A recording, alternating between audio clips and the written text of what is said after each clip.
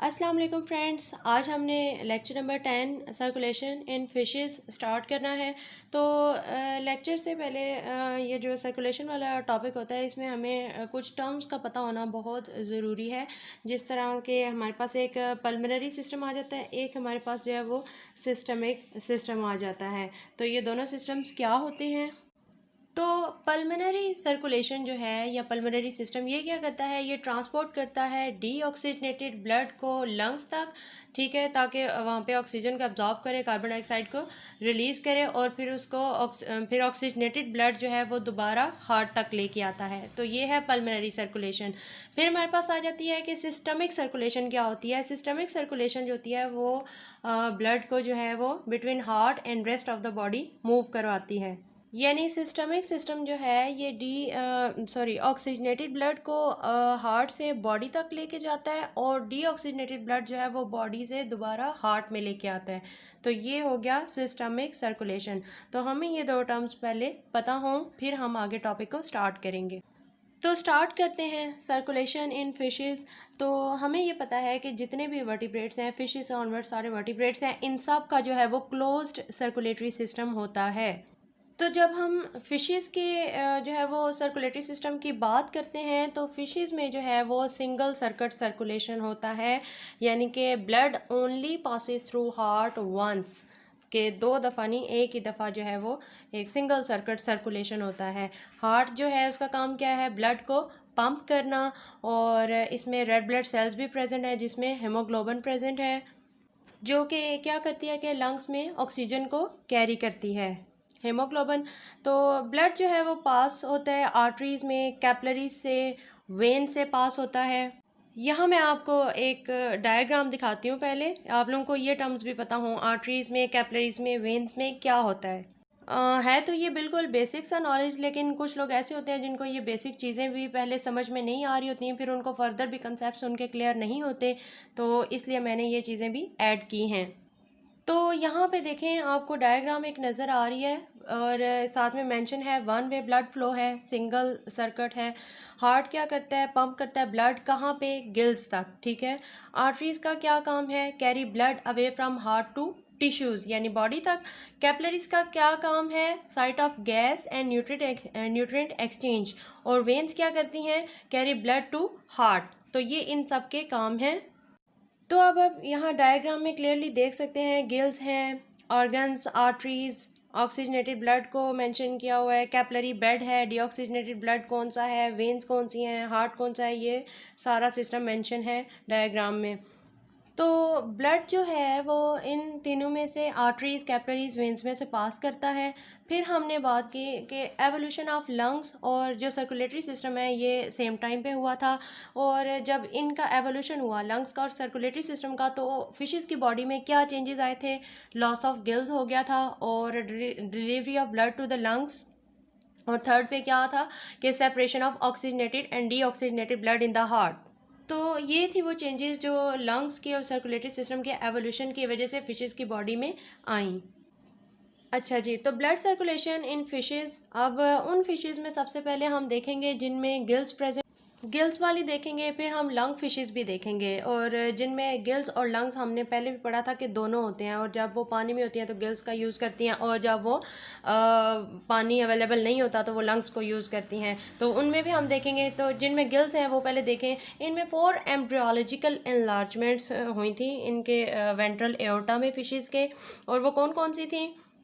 Embryological एनलार्जमेंट्स का मतलब है कि एम्ब्रियो में चेंजेस आए फिशेस के।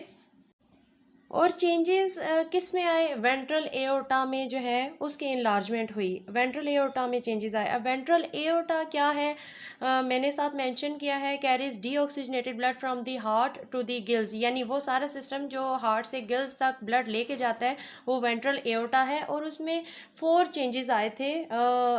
वो कौन कौन सी थी वो हम देखते हैं। वो है हमारे पास साइनस विनोसस है, आर्ट्रियम है, वेंट्रिकल है और कॉनस आर्ट्रियोसिस है।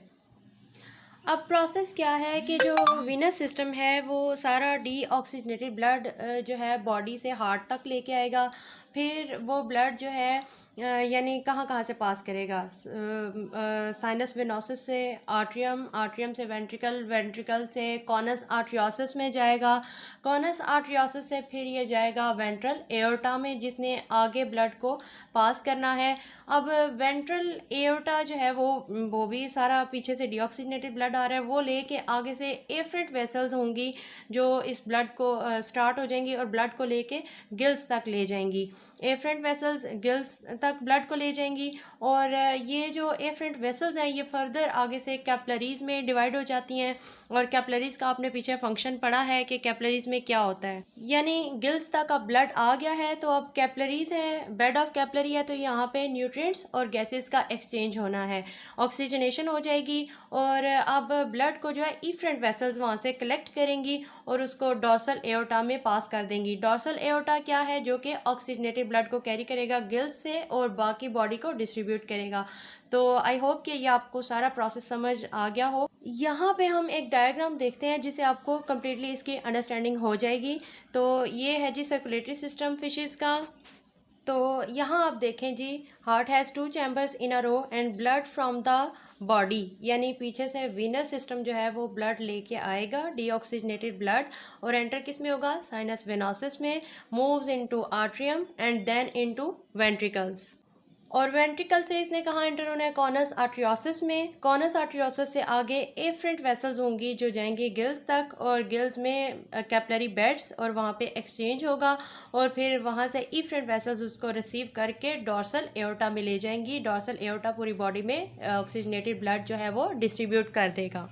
इस डायग्राम में बहुत ही इजी से स्टेप्स हैं, आप इनको याद कर लें और साथ में डायग्राम को हम ज़रा जूम करके देखते हैं। तो यहाँ देखें जी, ब्लड फ्लो जो है वो आ रहा है बॉडी से, फिर साइनस वेनोसिस है, साइनस वेनोसिस से फिर जो है वो कहाँ पे एंटर हो रहा है, आर्ट्रियम, आर्ट्रियम से फिर वेंट्रिकल, वेंट्रिकल से फिर कॉनस आर्ट्रियोसिस और फिर वो गिल्स तक जा रहा है।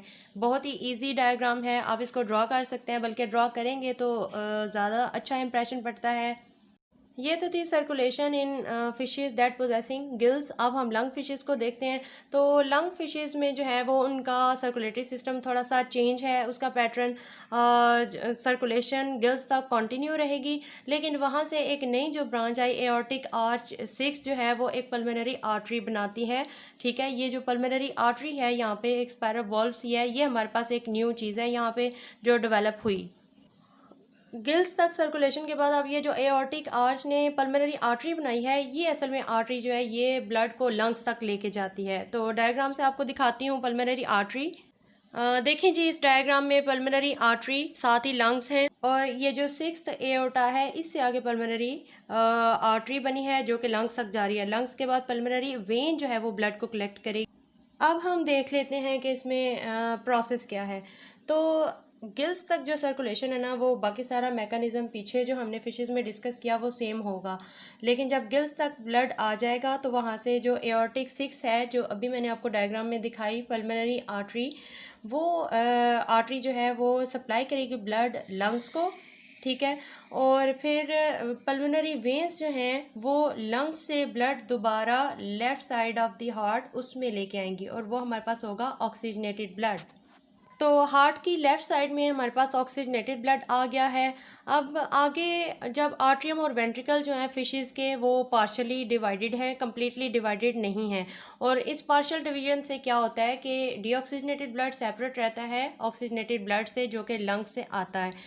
अब आगे क्या होगा, आगे जो स्पायरल वॉल्व हम प्रेजेंट होती है कॉनस आर्ट्रियोसिस में, उसका फंक्शन है हार्ट की लेफ़्ट साइड में ऑक्सीजनेटेड ब्लड है और राइट साइड में जो है वो डीऑक्सीजनेटेड ब्लड है।